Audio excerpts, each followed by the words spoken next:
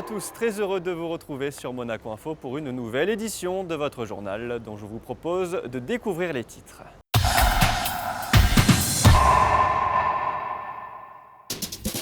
Nous parlerons environnement avec le nouveau périple du voilier Schooner Invader. La cuisine italienne sera à l'honneur avec la réouverture du restaurant La Trattoria. Un mot de médecine dans ce journal avec un sujet sur les hernies discales lombaires avant d'accueillir notre invité du jour, le leader du championnat de Formule E, le Brésilien et résident monégasque Lucas Di Grassi. Et débutons ce journal par un mot d'environnement. Le restaurant L'Horizon du Fairmont Monte-Carlo accueillait une conférence de presse mardi soir. À l'honneur, le voilier Schooner Invader qui va entreprendre un nouveau périple dans le but de promouvoir les mers et les océans. Alexandra Pani vous en dit plus sur ce projet. Le voilier Schooner Invader reprend la mer au service des océans. 110 ans après sa création, ce voilier de légende naviguera avec un nouveau pavillon créé au nom de la paix et avec pour devise Schooner Invader, Peace for Seas. Le propriétaire du bateau, de Schooner Invader, c'est lui qui nous a donné cette idée parce qu'il voulait laisser un message aux générations futures. Puisque si on commence par donner un message aux générations futures concernant le respect de la nature, de l'écosystème, on aura de la chance de voir nos mers, nos eaux préservées et l'écosystème respecté. L'objectif est donc d'inciter les autres navires à arborer la même bannière et de donner vie à la création d'une véritable communauté flottante, faisant appel à la responsabilité de tous. Le Schooner Peace for Sea va naviguer dans les mers pour porter surtout ce drapeau de la paix et essayer de faire inspirer les autres bateaux aussi un jour de hisser ce magnifique drapeau et de respecter la mer eux aussi. Le projet Schooner Invaders Peace for Seas s'adresse à tous les citoyens du monde. Les organisateurs invitent d'ores et déjà tous ceux qui souhaitent échanger sur le sujet et prendre part à ce projet à se rendre sur la page Facebook Schooner for Pax. Parlons cuisine. Vous connaissez sans doute La Trattoria, le restaurant gastronomique italien d'Alain Ducasse, situé au Sporting Monte-Carlo. L'établissement rouvre ses portes ce jeudi. Alexandra Pani vous fait redécouvrir les cuisines de ce restaurant aux saveurs toscanes. La Trattoria du Sporting Monte-Carlo propose une cuisine gastronomique italienne avec vue imprenable sur la Méditerranée. Au menu des mets typiques de la Toscane. Le chef d'Alain Ducasse, Patrick Laine, offre tout au long de l'été une déclinaison de plats aux saveurs méditerranéennes, loup rôti aux légumes grillés et confits, bisquetta à la florentine ou encore un Saint-Pierre cuit au plat. On prend déjà des recettes italiennes et après au fil des jours, des fois, suivant les produits qu'on voit au marché à 26 000, on se dit tiens, je pourrais associer ça avec ça. Après on goûte et on avise. Un buffet propose plus d'une quinzaine d'antipasti aux couleurs et saveurs de l'Italie. Le restaurant revisite également les traditionnelles pizzette et les linguini fraîches à découvrir au comptoir des pâtes. Toutes les pâtes que vous servez ici au restaurant sont faites maison, vous dites ? Oui, sauf les pâtes sèches, c'est fabrication artisanale. Mais sinon, toutes les pâtes fraîches, c'est tout fait ici. Donc là, on les passe plusieurs fois petit à petit, parce que sinon la pâte, elle craquelle.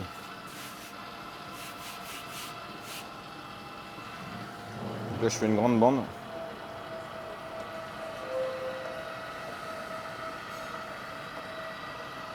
Pour parfaire ce dîner sous un ciel étoilé, le coin des desserts saura satisfaire les plus gourmands avec les grands classiques de la pâtisserie italienne, panna cotta, tiramisu ou encore cassata sicilienne. La clientèle pourra également déguster des mets savoureux sans gluten dans une décoration contemporaine et originale. Le Grimaldi Forum accueille à partir de jeudi le premier congrès consacré aux maladies des valves cardiaques organisé par The Heart Valve Society. Près de 700 spécialistes sont attendus en principauté. Je vous propose d'écouter l'hôte de ce congrès, le professeur Gilles Dreyfus. Il est au micro d'Alexandra Pani. Je crois que c'est tout à l'honneur de Monaco de pouvoir accueillir ça ici. Je suis très content que ça se passe à Monaco parce que on a tout les équipements, l'infrastructure, et les gens qui viennent ici, ils sont très contents de venir à Monaco, mais ils sont venus aussi pour travailler, hein, ils viennent pour travailler. Les congrès sont d'habitude ou médicaux ou chirurgicaux, c'est-à-dire qu'en fait on a l'impression que nous sommes deux mondes parallèles qui se rencontrent quelquefois, et qui ne sont pas toujours d'accord. Et ce congrès, il est en fait un nouveau congrès qui a, pour sa première réunion, se passe ici à Monaco, et qui rassemble les plus grands cardiologues au monde, c'est-à-dire il y a pratiquement tous les grands cardiologues et beaucoup des très grands chirurgiens du monde qui seront là. Et c'est un congrès qui est pour moitié médical et chirurgical, mais les gens sont ensemble.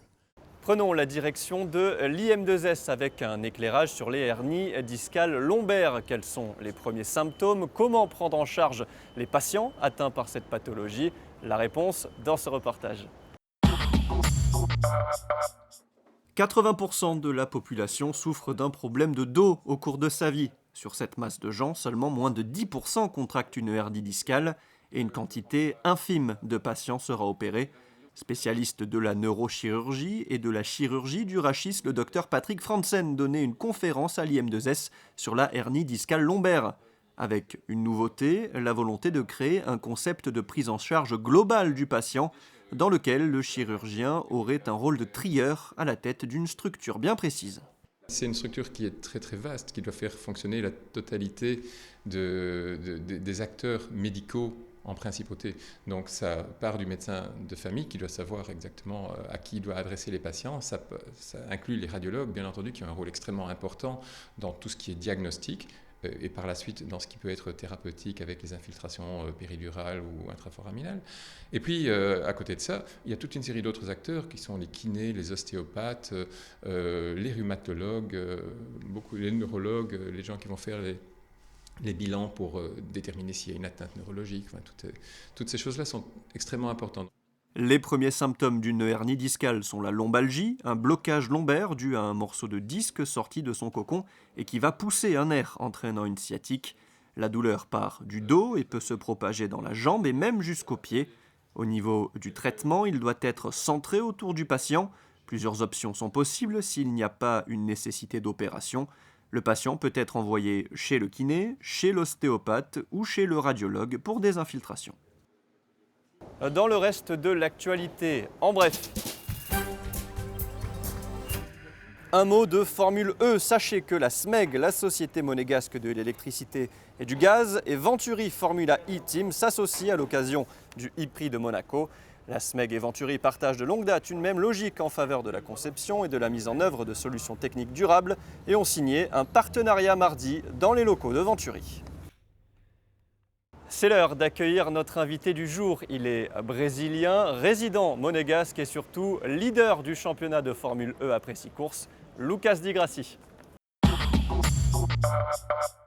Lucas, hi. Thanks to be with us on Monaco Info. Before talking about your Formula E season, let's talk about you and your driving career. When and why did you start driving? Well, first of all, it's a pleasure to be here. I feel really like my home race. I'm from Brazil. I was born 84 in São Paulo, and I started racing. I was 9 years old, roughly in the same time that Senna died. And Senna for us, well, for the whole world, he was a hero, but for the Brazilians, it was something special. And I used to watch racing since I was 3-4 years old, and when Senna died, the whole country was so. It was such intense energy there that really, I think, at that moment I decided that I wanted to be a racing driver. And even if I was a kid, you know, my father supported me, my family supported me. My mom didn't really like it; she thought it was dangerous. But yeah, I had the support from my family. Motorsport is an expensive sport. Yeah. So to start with, you really need the support from somebody, an uncle or your father. And then I did go-karts up to the age of 15. Yeah. Then I did Formula Renault, Formula 3. And in 2004, I joined the Renault Driver Development Scheme or program. They were based in Oxford, in the UK. which then I did Formula 3 all the way to Formula 1.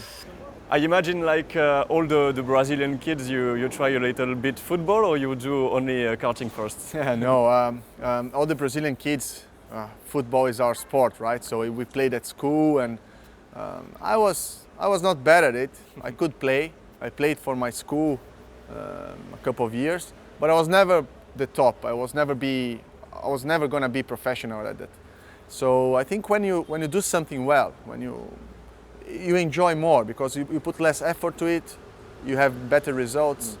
So that's how racing was. I was winning races from the beginning, beating my older cousins in the very beginning, and it was something natural. And with the support of my family, I could study and do the go-kart all the way through university.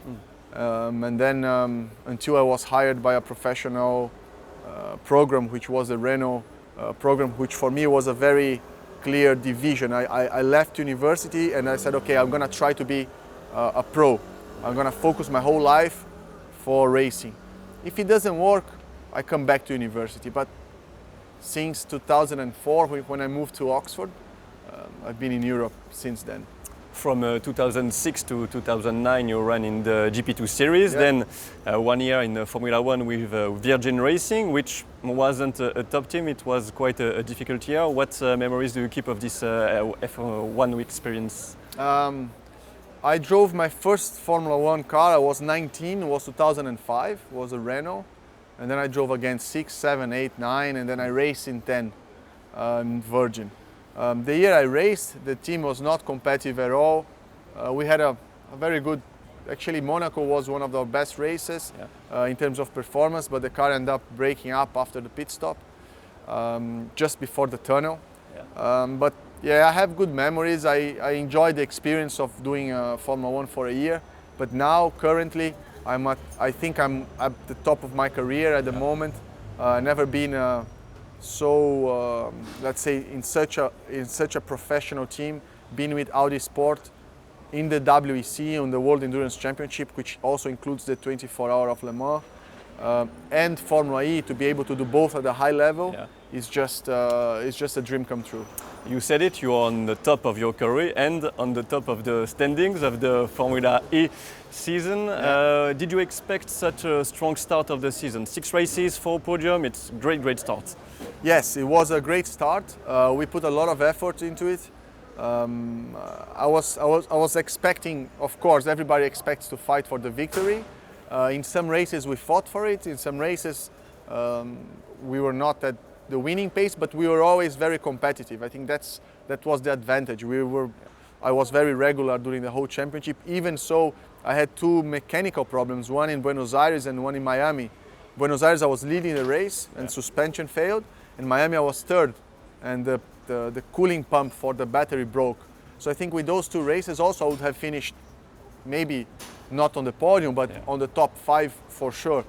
So would have been even more points. So I think the regularity has been very good for us. The team has done a very good job. So Abt, they've done a fantastic job of putting the car together, gaining this advantage at the very beginning of the Formula E Championship. Now we have to maintain, we have to improve all the time, but we have to maintain this top level class, and I completely trust my team that we can do that. As a leader of the championship with 4 races remaining, what are your expectations? Yeah, actually it's 5 races remaining because we have 4 rounds. Yeah. So Monaco, Berlin, Moscow and London. But London, it's a double header. Okay. So we have 1 race Saturday, 1 race Sunday. So it's still really half of the championship to go. So at the moment, I think I don't see as a priority the championship. The priority is to try to win every race, try to be very competitive, try to get the job done without mistakes. And I'm sure if we do that, then when it's 2 or 3 races to the end, for sure then we can think about maybe managing or even championship. But at the moment, it's fully focused on the victory. You never won here in Monaco during your whole career. Yeah. Do you think that Saturday will be the day? Yeah, maybe. Like I said, we're gonna work hard. The way I work, I never focus on the result. So I'm not here to finish first, I'm not here to finish 3rd or 5th. I'm here to do the best job possible. I'm here to drive the car at the limit, for the whole day, basically, qualify and race. I'm sure if I do that and if I'm happy with my performance, we'll have a good result. But then it can be first, it can be third. As far as you do your maximum and you are 100% happy with your job, I think that's the best result you can achieve. Well, I hope you will do a great result on Saturday, Lucas. Thanks for being with us. Thank you very much. Pleasure to be here. We are just a couple of 100 meters from my house, so home race for me. Thanks. Quel temps fera-t-il en cette fin de semaine? La réponse avec vos prévisions météo.